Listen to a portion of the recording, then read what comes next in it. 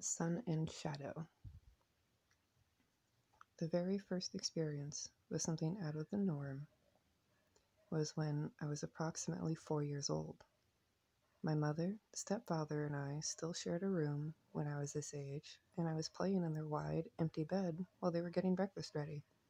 The room faced eastward so that the sunrise each morning was the first thing you would see upon waking.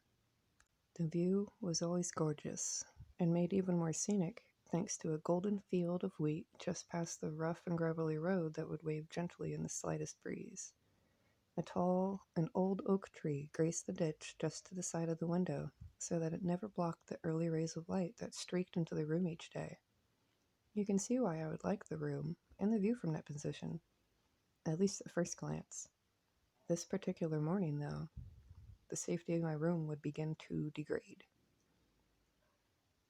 As I was playing in the comfort of the bright morning sun, I turned away from the window for a moment, simply looking about for one of the toys I wanted to bring up to my perch.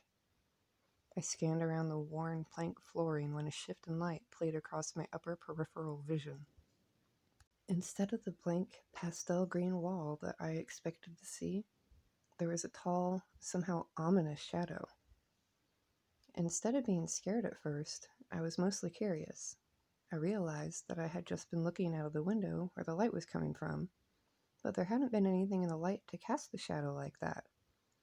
I looked back at the window to be sure, and when I turned back to the wall where the shadow had been before, it was somehow more defined. Suddenly it seemed to be paying attention to me too. Before, I hadn't seen any notion of eye sockets in that dark figure, yet now, there they were, smoldering in a dark, red, bloody rage that seemed to look back at me. The eyes seared into my own and offered no refuge from terror at all. I suddenly felt threatened, and I did that one silly thing any kid under stress would do. I hid under my mommy's blanket. I also stayed there until my parents finally noticed that I hadn't come down for breakfast yet.